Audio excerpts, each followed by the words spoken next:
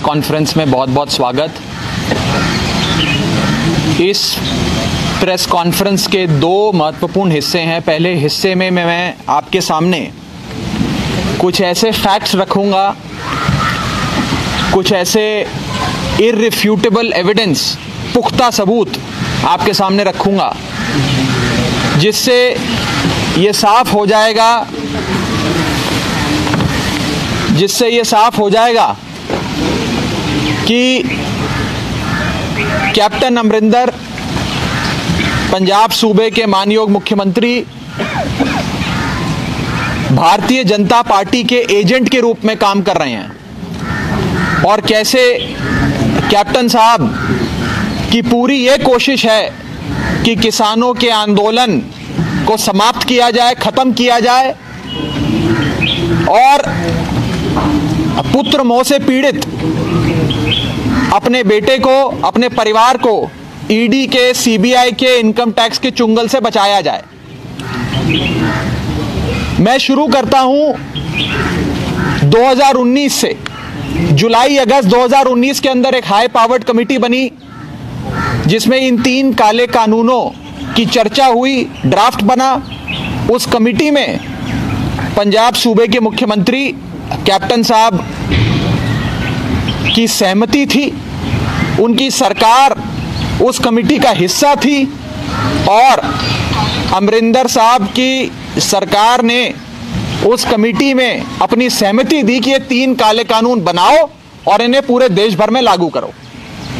दूसरा पॉइंट, जब इस पर बहुत शोर हुआ, बवाल हुआ, लोगों के अंदर आक्रोश आया, तो फरवरी 2020 में सारी पार्टियों के सामने कैप्टन साहब और उनकी पार्टी ने कहा, उनकी सरकार ने कहा कि हम ऑल पार्टी मीटिंग बुलाएंगे और इन 3 काले कानूनों पर चर्चा करेंगे। लेकिन आज तक इन कानूनों पर ऑल पार्टी मीटिंग नहीं बुलाई। तीसरा पॉइंट, कैप्टन साहब जो प्रधानमंत्री मोदी जी के बेहद करीब हैं, उनके बहुत क्लोज कॉन्फिडेंट हैं, इन 3 काले कानूनों को खारिज करने के लिए वो राष्ट्रपति से समय मांगते हैं। प्रधानमंत्री अपने दोस्त प्रधानमंत्री से समय नहीं मांगते। क्या ये 3 काले कानून राष्ट्रपति खारिज करेंगे या इन 3 काले कानूनों को देश का प्रधानमंत्री खारिज करेगा? लेकिन बरगलाने के लिए वो प्राइम मिनिस्टर से समय नहीं मांगते हैं, प्रेसिडेंट ऑफ इंडिया से समय मांगते हैं। चौथा पॉइंट, जब देश में इतना बड़ा आंदोलन खड़ा हुआ, सारे किसानों ने, खास करके पंजाब के किसानों ने एक कॉल दी कि 26 नवंबर को हम दिल्ली की ओर प्रस्थान करेंगे, दिल्ली जाएंगे और अपने हक की लड़ाई लड़ेंगे। कैप्टन साहब अपने महल के आराम कक्ष से बाहर भी नहीं आए कि मैं भी देश के किसान के साथ खड़ा हो जाऊं। देश के किसान पर वाटर कैनन छोड़ा गया, आंसू गैस छोड़ी गई, लाठियां चलाई गई। आज अगर पंजाब सूबे के मुख्यमंत्री देश के किसान के साथ खड़े होते तो मजाल है कि कोई वाटर कैनन चलाई जाती। लेकिन कैप्टन साहब अपने आराम कक्ष से, अपने महल से बाहर नहीं आए देश के किसान के साथ खड़े होने के लिए। उसके बाद 5वां पॉइंट, वो अपने महल से निकलते हैं और दिल्ली आते हैं अमित शाह जी, देश के गृह मंत्री से मिलने। दिल्ली आते हैं अमित शाह, गृह मंत्री से मीटिंग करते हैं, लेकिन उस मीटिंग स्थल से 10 किलोमीटर दूर पंजाब के किसान बैठे थे, उनसे भी मिल लेते, उनसे नहीं मिले। अमित शाह से मिले, देश के किसान से नहीं मिले। अपनी पार्टी कांग्रेस पार्टी की प्रेसिडेंट सोनिया गांधी से भी नहीं मिले, देश के किसान से भी नहीं मिले, सिर्फ बीजेपी के नेता अमित शाह से मिलकर चले गए। छठा पॉइंट, जब मीटिंग से निकले तो आप सब रिपोर्टर्स ने, मीडिया के सभी साथियों ने, पत्रकारों ने मुख्यमंत्री साहब से पूछा कि मुख्यमंत्री साहब, अभी अमित शाह जी से आप मिलकर आए हैं, क्या अच्छी मीटिंग रही? क्या 3 काले कानूनों के बारे में बात हुई? क्या 3 काले कानून केंद्र सरकार वापस लेने जा रही है? तो मुख्यमंत्री साहब कहते हैं, कैप्टन साहब कहते हैं कि जी हमने 3 काले कानून पे बात नहीं करी, ये मीटिंग तो कोई इंटरनल सिक्योरिटी का विषय था, उस पर मीटिंग हुई है। आज पंजाब का किसान, बड़े बुजुर्ग, हमारे नौजवान, हमारी माताएं, हमारी बहनें इस खुले आसमान में सिंगू बॉर्डर, टीकरी बॉर्डर, गाजीपुर, दिल्ली की दहलीज पर बैठे हैं, लेकिन कैप्टन साहब अमित शाह से मिलते हैं, लेकिन 3 काले कानून खारिज करने की बात नहीं करते हैं। ये खुद उन्होंने कहा, मैंने नहीं कहा। 7वां पॉइंट, ये सारी वार्ता, सारी बैठक जो केंद्र सरकार लगातार फेल कर रही है। केंद्र सरकार देश के किसान को कहती है कि हम ये 3 काले कानून खारिज नहीं करेंगे, अगर आपको खारिज कराने हैं तो सुप्रीम कोर्ट चले जाओ, हमसे मत बात करो, आंदोलन मत करो, सुप्रीम कोर्ट चले जाओ। देश का किसान कहता है हम नहीं जाएंगे सुप्रीम कोर्ट। हम क्यों जाएं सुप्रीम कोर्ट? लोकतंत्र है, हम तो आपसे लड़ाई लड़के अपना हक लेंगे। लेकिन केंद्र सरकार कहती है, बीजेपी कहती है कि सुप्रीम कोर्ट जाओ, और बीजेपी के सुप्रीम कोर्ट का बयान देने के कुछ ही दिनों बाद पंजाब के मुख्यमंत्री कैप्टन अमरिंदर भी कहते हैं कि सुप्रीम कोर्ट जाओ, आंदोलन समाप्त करो, सुप्रीम कोर्ट जाओ, मैं भी सुप्रीम कोर्ट जाऊंगा। यानी कि वो चाहते हैं कि आंदोलन खत्म हो जाए, उनका एक ही लक्ष्य है कि ये पूरा आंदोलन समाप्त हो जाए। उसके बाद 8वां पॉइंट, इनके मंत्री भारत भूषण आशु का बयान आता है और वो कहते हैं कि ये 3 काले कानून कैप्टन अमरिंदर की सरकार ने पंजाब सूबे में लागू कर दिए हैं। अब फसल की खरीद बेच इन 3 काले कानूनों के हिसाब से होगी। और आखिरी पॉइंट जो सबसे ज्यादा चौंका देने वाला है, और इन सारे सबूतों में जो सबसे बड़ा सबूत है और जो ये बात साबित कर देता है कि कैप्टन साहब भारतीय जनता पार्टी की धुन पे नाच रहे हैं और बीजेपी के एजेंट हैं, वो ये है कि एसजीपीसी ने यह फैसला लिया कि इन 3 काले कानूनों को लाने वाले देश के प्रधानमंत्री नरेंद्र मोदी को इस बार 400वें प्रकाश पर्व पे नहीं बुलाया जाएगा, उनको इस बार इनविटेशन, न्योता नहीं दिया जाएगा। लेकिन कैप्टन साहब, उनकी सरकार, उनके मंत्री और उनकी पार्टी एसजीपीसी का विरोध कर रहे हैं और कह रहे हैं कि नरेंद्र मोदी जी को चीफ गेस्ट बुलाओ, उनको चीफ गेस्ट बना के 400वें प्रकाश पर्व के कार्यक्रम में आने का निमंत्रण दो। क्या इससे बड़ा सबूत हो सकता है? आज पंजाब का बच्चा नरेंद्र मोदी जी से नफरत करता है। उन्होंने आज देश की किसानी, देश की खेती बर्बाद करने के लिए कोई कसर नहीं छोड़ी। और आज पंजाब के हमारे मुख्यमंत्री कहते हैं कि एसजीपीसी गलत कर रहा है, एसजीपीसी को मोदी जी को चीफ गेस्ट बनाकर 400वें प्रकाश पर्व के कार्यक्रम में बुलाना चाहिए।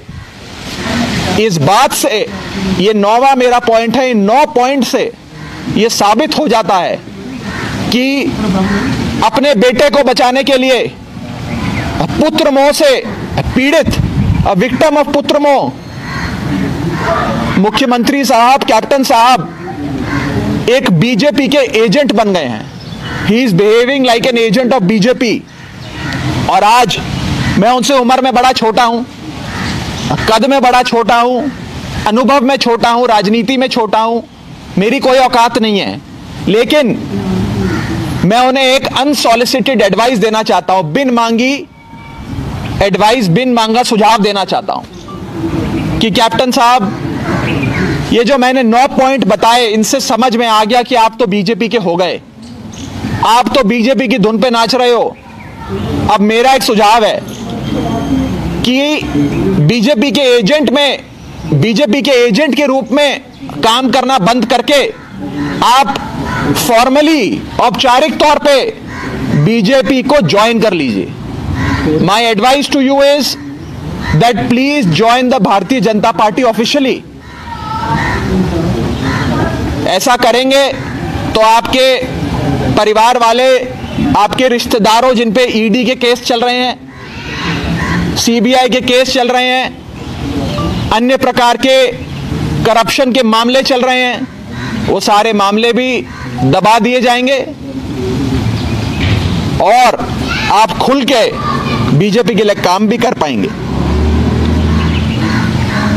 तो साफ तौर पे आज आम आदमी पार्टी ये कहती है कि कैप्टन अमरिंदर साहब बीजेपी के एजेंट के रूप में काम कर रहे हैं और खास करके अब जो एसजीपीसी के इनविटेशन को लेकर बात सामने आई है, उससे यह स्पष्ट हो गया है कि वो मोदी जी की इंस्ट्रक्शंस पे काम कर रहे हैं, उनकी धुन पे नाच रहे हैं और उन्हें बीजेपी ज्वाइन कर लेनी चाहिए। अब मैं प्रेस कॉन्फ्रेंस के दूसरे बहुत इंपॉर्टेंट इशू पर आता हूं और वो इशू है बीजेपी के नेताओं द्वारा एक षड्यंत्र के तहत, कंस्पिरेसी के चलते हमारे पाक साफ आंदोलन को, देश के किसान के, पंजाब के किसान के पाक साफ आंदोलन को बदनाम करने के लिए, तोहमतां लगाने के लिए उसके ऊपर और उसको कलंकित करने के लिए, डिफेम करने के लिए जो एक षड्यंत्र चलाया जा रहा है, जिसमें लगातार बीजेपी के नेता देश के किसान को, पंजाब के किसान को गालियां देते हैं, कभी आतंकवादी कहते हैं, कभी उन्हें दलाल कहते हैं, कभी उन्हें चीन और पाकिस्तान का एजेंट कहते हैं। इन बयानों से आहत होकर, परेशान होकर, तकलीफ में किसान ने यह फैसला लिया कि सड़क पे तो लड़ाई लड़ेंगे इन भाजपा के नेताओं के साथ, लेकिन भाजपा के नेताओं के खिलाफ अब हम कोर्ट में भी लड़ाई लड़ेंगे, कोर्ट से भी इंसाफ चाहेंगे, अदालत का दरवाजा भी खटखटाएंगे। जिसके लिए आम आदमी पार्टी ने, अरविंद केजरीवाल जी ने कसम खाई कि हम किसान को सारी मदद देंगे, लीगल एड और असिस्टेंस, पूरी कानूनी मदद हम किसानों को देंगे और इस इंसाफ की लड़ाई में उनका साथ देंगे। न्यायपालिका में अदालत का दरवाजा खटखटाना, नोटिस भेजने से मानहानि का केस लड़ने तक उनका सहयोग करेंगे। इसी के चलते, इसी सेवा के चलते कई किसानों ने हमसे संपर्क किया कि हम फलाने नेता के खिलाफ मानहानि का मुकदमा करना चाहते हैं, फलाने नेता ने हमें गाली दी, उसके खिलाफ हम डेफेमेशन का केस करना चाहते हैं, और हमने कहा हम आपको साथ देंगे, आम आदमी पार्टी आपके लिए लड़ाई लड़ेगी। तो आज मैं 5 ऐसे लोगों का नाम आपको बताने जा रहा हूं, 5 ऐसे बड़े लोग इस देश के जिनके खिलाफ आम आदमी पार्टी की लीगल एड और असिस्टेंस के चलते, मदद के चलते आज देश के किसान ने उन्हें मानहानि का यानी कि डेफेमेशन का नोटिस भेजा है।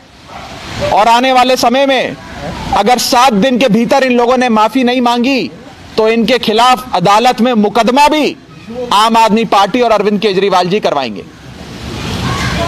सबसे पहले है, जो नाम मैं आपके सामने रखने जा रहा हूं,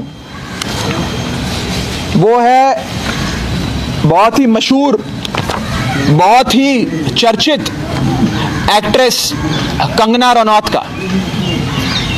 कंगना रनौत ने एक बयान दिया और उन्होंने कहा कि हमारी माताएं, हमारी बेबे जी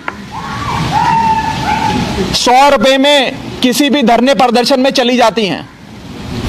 उन्होंने कहा, और मैं पढ़ के सुनाता हूं, हा हा हा, शी इज द सेम दादी who featured in time magazine for being the most powerful Indian and she is available in 100 rupees. Pakistani journos have hijacked international PR for India in an embarrassing way. We need our own people to speak for us internationally. वो कह रही हैं, ये जो बूढ़ी बेबे जी हैं, ये 100 रुपए में किसी भी धरने प्रदर्शन में आ जाती हैं। हमारी माताओं को, हमारी दादियों को इस प्रकार से डिफेम करना, मिलिशियस इंटेंशंस के साथ उनके खिलाफ इस प्रकार की बयानबाजी करना हमें बर्दाश्त नहीं है। आम आदमी पार्टी और अरविंद केजरीवाल कभी ये बर्दाश्त नहीं करेंगे। इसीलिए हम उनके खिलाफ मानहानि का नोटिस भेजने में मदद कर रहे हैं और एक एग्री प्रोसेसिंग का काम करने वाली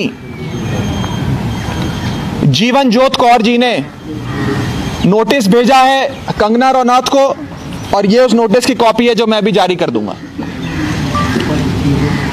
हम इस लड़ाई को तब तक लड़ते रहेंगे जब तक अदालत से हमें इंसाफ नहीं मिल जाता।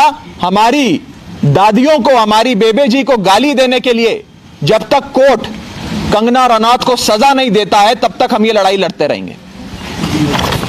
इसी के साथ साथ कुछ और बड़े नेताओं के खिलाफ हमने ये मुकदमे करे हैं, हमने ये नोटिस भेजे हैं। इस श्रृंखला में अगला नाम है भारतीय जनता पार्टी के सांसद रवि किशन का। रवि किशन जी एक मशहूर एक्टर भी हैं, बीजेपी के मेंबर ऑफ पार्लियामेंट भी हैं, बीजेपी के बड़े बड़े नेताओं के बहुत करीबी भी हैं।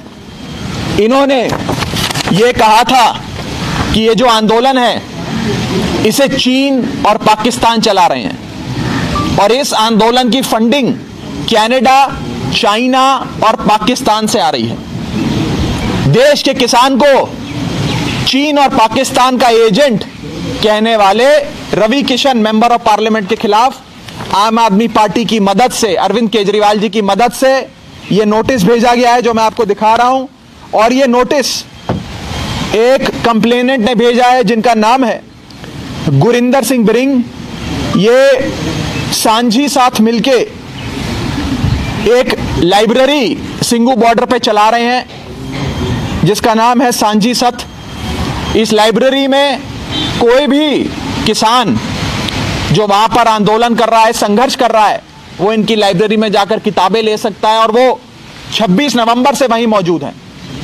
उन्होंने ये नोटिस भेजा है। दूसरा नोटिस है भारतीय जनता पार्टी के एक और बड़े नेता, बड़े मशहूर नेता, बड़े मशहूर एक्टर, भारतीय जनता पार्टी के दिल्ली में प्रदेश अध्यक्ष भी रहे वो, जिनका नाम है मनोज तिवारी।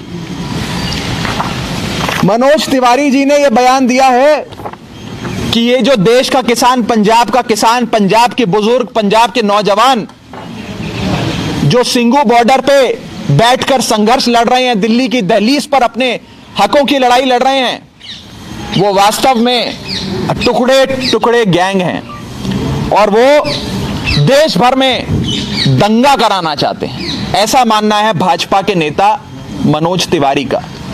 मनोज तिवारी जी को हमने ये डेफेमेशन नोटिस भेजा है।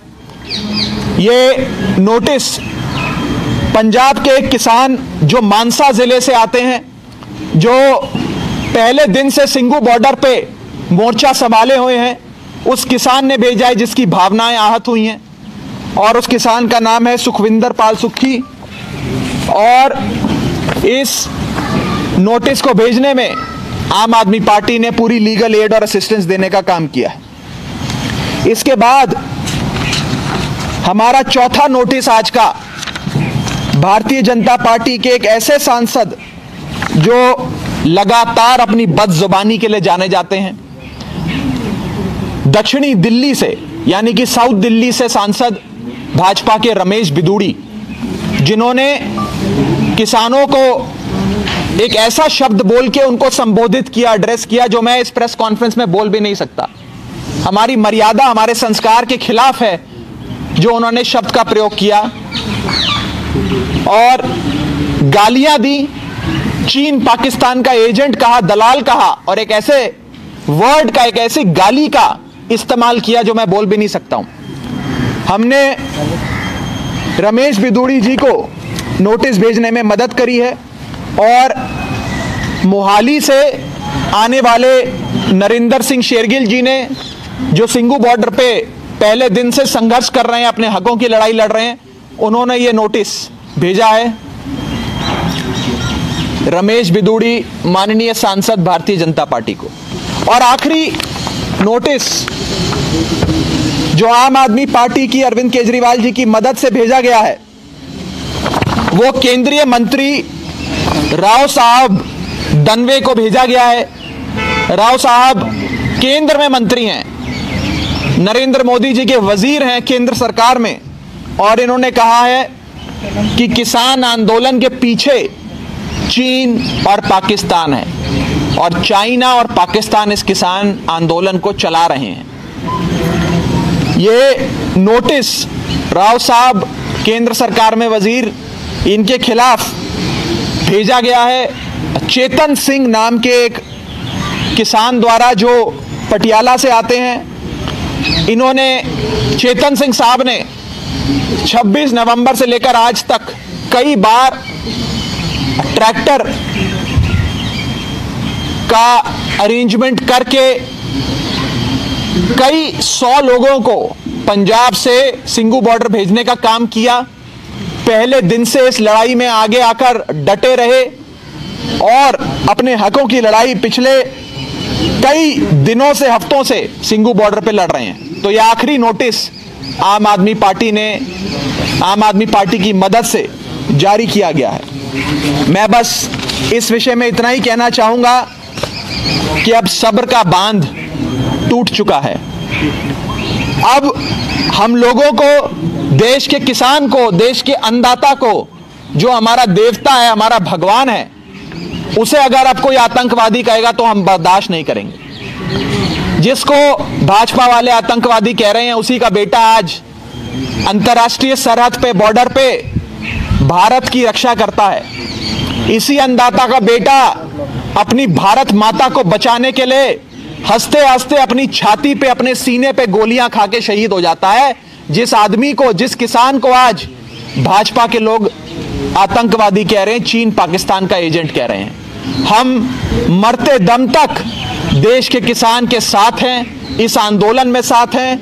मरते दम तक हर संभव मदद, चाहे वो लंगर से लेकर के कंबल तक की सेवा हो, टॉयलेट से लेकर पानी उपलब्ध कराने की सेवा हो, सिंगू बॉर्डर पे वाईफाई लगाने की सेवा हो, या फिर ये मानहानि मुकदमे करने के लिए लीगल असिस्टेंस, कानूनी मदद देने की सेवा हो, आम आदमी पार्टी और अरविंद केजरीवाल आखिरी दम तक देश के किसान के साथ खड़े हैं। आप लोगों का कोई सवाल हो तो आप पूछ सकते हैं। पंजाब प्रधान भगवंत मान जी ने बोला था कि आम आदमी पार्टी पीछे रहकर कोई सपोर्ट करेगी, कभी क्रेडिट नहीं देगी। ना आपने अभी बोला वो थोड़ा क्रेडिट। देखिए, ये जो आंदोलन है, ये एक पाक साफ आंदोलन है, और इस पाक साफ आंदोलन की सबसे बड़ी खासियत यह है कि एक भी नेता को मंच पर नहीं आने दिया।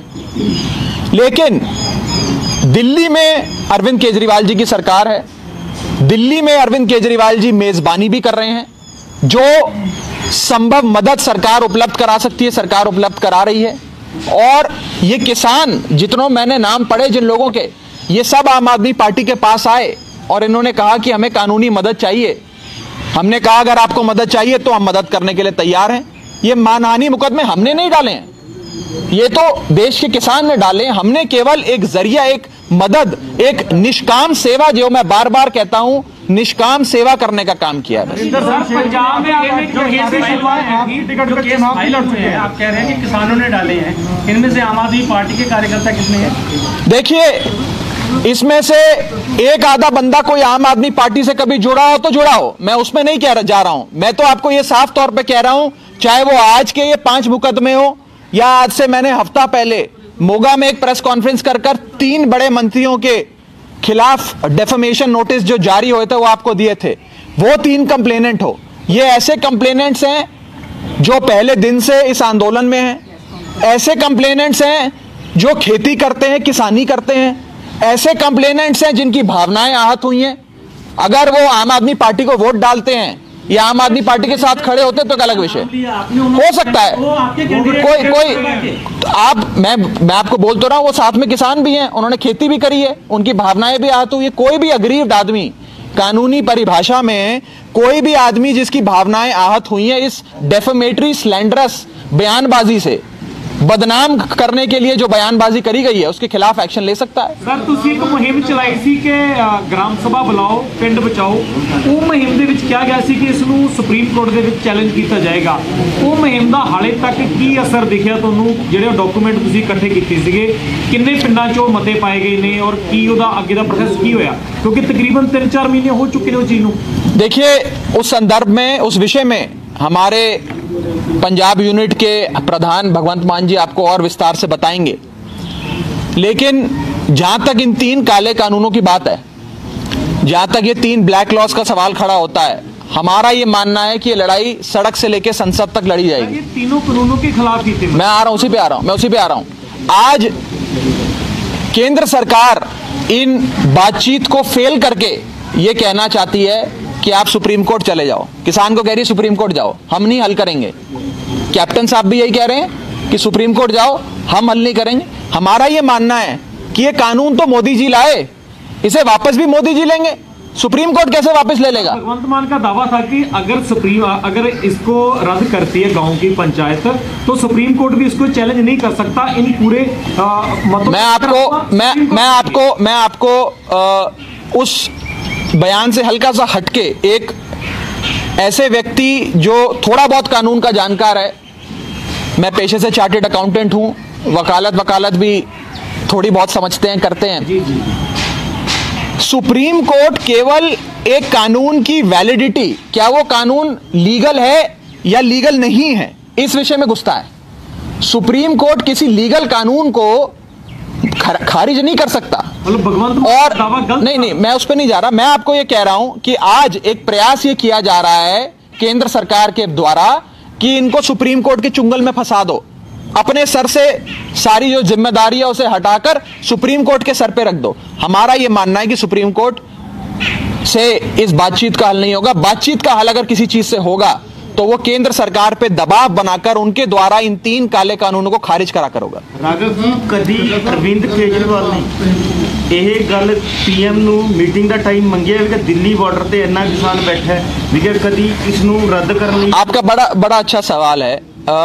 अगर किसी एक राजनीतिक दल में, किसी एक पॉलिटिकल फोर्स ने, किसी एक पॉलिटिकल पार्टी ने इन 3 काले कानूनों का विरोध पुरजोर तरीके से, मजबूत तरीके से ठोक बजाकर किया है तो वो आम आदमी पार्टी रही है।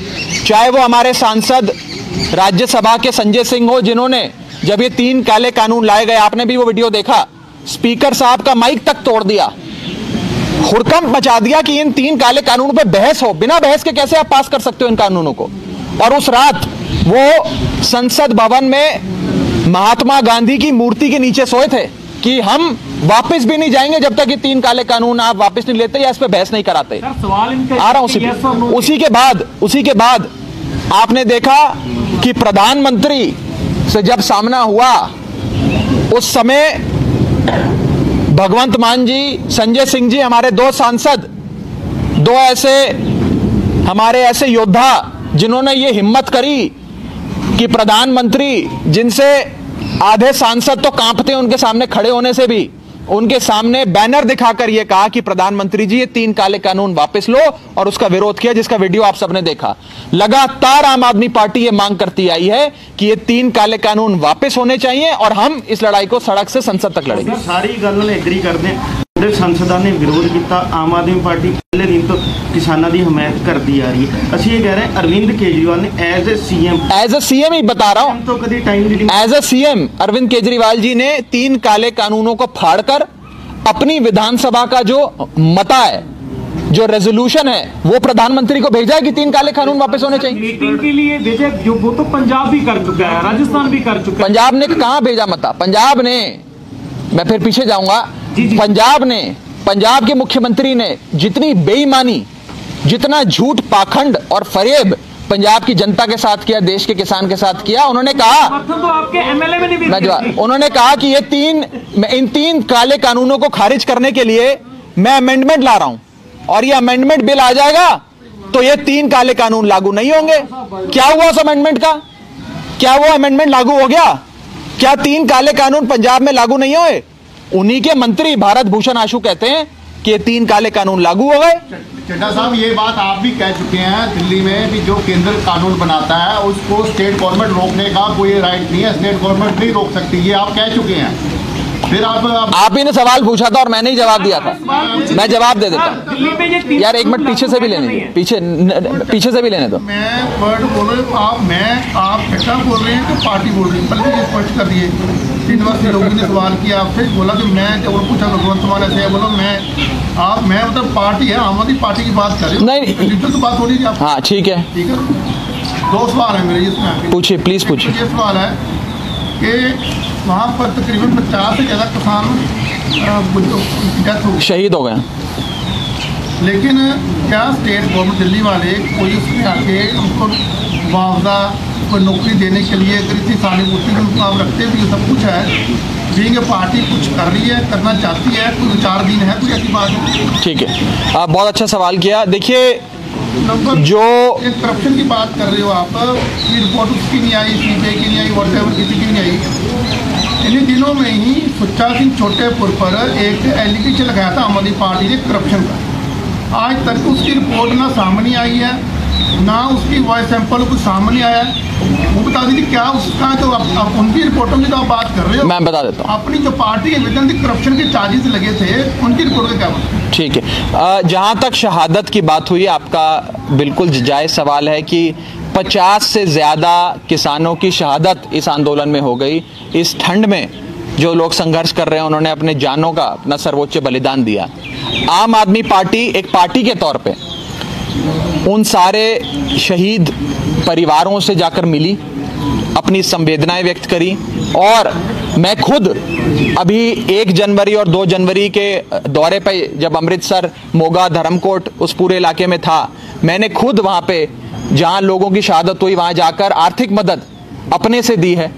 अब आर्थिक मदद कितनी थी, क्या थी, उस बारे में बात करके उस शहादत के मैं इतनी बड़ी शहादत को कम नहीं करना चाहता, लेकिन हमने अपनी तरफ से फाइनेंशियल असिस्टेंस भी दी, आर्थिक मदद भी दी, परिवार के साथ सामाजिक तौर पे, आर्थिक तौर पे खड़े हैं। और भी कोई मदद होगी तो हम वो मदद करने के लिए तैयार हैं। लेकिन मैं पूरा कर लूं, मैं आ रहा हूं, मैं उसी पे आ रहा हूं। सरकार तो पंजाब में मेरी नहीं है ना, अभी आ जाएगी फरवरी में हमारी सरकार, उसकी बात नहीं अगले साल। मैं आगे आ रहा हूं, मैं आगे, मेरे को पूरी कंप्लीट। जहां तक आप ईडी और सीबीआई, मैं पूरा कर लेता हूं, अब आपके सारा सवाल सुन लिया।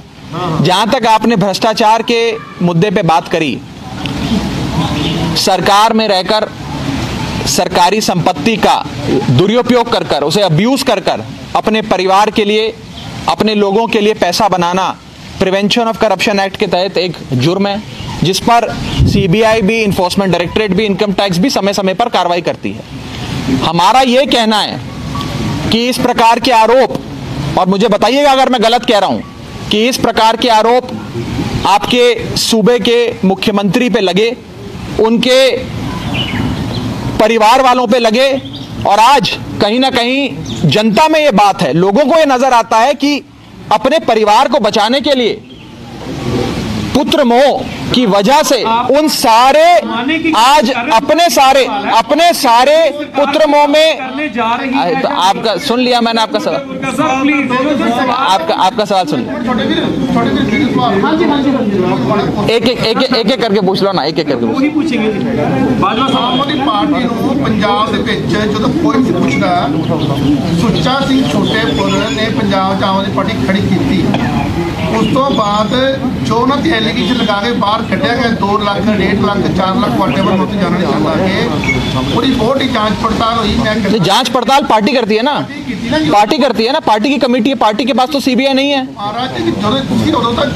तो पार्टी ने उसकी जांच करी ना, उसके बाद ही, जांच के बाद ये नतीजा आया। पार्टी की अपनी इंटरनल डिसिप्लिनरी कमेटी है, पार्टी का अपना एक सिस्टम है। पब्लिक डोमेन में बैठे हो मैं सर, हाँ बिल्कुल बिल्कुल, ठीक है जी। आके पब्लिक डोमेन चो पार्टी ने लोग पूछते सवाल आके, हाँ जी, बाहर कटिया थी, पंजाब जनता पूछना चाहती है ना क्या आके, तो मैं साहब उसी का जवाब दे रहा हूँ, उसी का जवाब दे रहा हूँ कि पार्टी के अंदर अगर किसी प्रकार का करप्शन का इल्जाम लगता है, एलिगेशन लगती है, उसकी जांच पार्टी करती है। और पब्लिक लाइफ में सरकारी संपत्ति का दुरुपयोग करके अगर कोई व्यक्ति पैसा कमाए करप्शन करे तो उसकी जांच सीबीआई करती है। इस बारी पार्टी ने जांच करी, अब यहां पर उनकी सीबीआई जांच कर रही है। साबका जो थे उनको लगाया गया था, वो बाद में छोड़ गया थे पार्टी, पता नहीं, लेकिन मैं कहता हूं कि वो इतनी बड़ी अब तक किसी ने वो दबाई हुई बात है। कम से कम अगर किसी ने करप्शन किया है, बुरा काम किया, बुरी चीज है, कम से कम तो जनतक तौर पर बाहर तो होना चाहिए उसमें आके, और का क्या बना। मैं आपको मुहैया करवा दूंगा रिपोर्ट, आपको मुहैया करा दूंगा रिपोर्ट, चलो जी आपको करा दूं। नंबर 2, उन परिवारों की मैं नौकरी की बात कर रहा हूँ जिनके परिवार करे वहाँ शहादत होगी, शहीद हो गए, वहाँ पर आपकी ज़मीन पे जो दिल्ली की सरकार है, जहाँ अरविंद केजरीवाल जी नेतृत्व करते हैं, आप अपनी तरफ से सरकार का कोई नौकरी देने के लिए कुछ अपना कोई भी कुछ माली साहब तो चलो इतनी करो, उसकी तो कोई 1 लाख करो 1 करोड़ करो, लेकिन नौकरी की बात की आगे क्या आप नौकरी दोगे किसान परिवार को? पंजाब से तो किसी को उम्मीद नहीं है, ना हरियाणा से उम्मीद है, आपसे उम्मीद है, इसलिए वो क्या कोई अभी। तो हम इस विषय में आपको बस इतना ही कहना चाहते हैं कि हम आपकी उम्मीदों पे खरे उतरेंगे और इस विषय में जैसे ही कोई सूचना होगी तो सबसे पहले मैं आपको बताऊंगा। भाई सर, एक क्वेश्चन, आप पंजाब सरकार को एक झूठी सरकार करार देते हैं, क्योंकि पहले केजरीवाल साहब ने बोला था कि मुख्यमंत्री होने के बाद ना मैं कोई सिक्योरिटी लूंगा, ना मैं कोई बंगला यूज करूंगा सरकारी, अब ऐसा क्यों हो रहा है? आज का प्रेस कॉन्फ्रेंस का विषय मेरे साथी किसान आंदोलन पर है और इस समय इस देश में, सिर्फ पंजाब में, दिल्ली में, हरियाणा में नहीं, पूरे देश में अगर कोई एक विषय, कोई एक सब्जेक्ट सबके दिमाग पर हावी है, दिलो दिमाग पे, वो किसानों का है और इन 3 काले कानूनों का है। सरकार पे ब्लेम करें ना सर, तो वही है कि नहीं, मैं आपको बताया ना, ये सवाल तीन काले कानूनों से संबंधित अगर आपको सवाल पूछा, हाँ बता दीजिए, मैं भाई साहब भूल गया, सॉरी।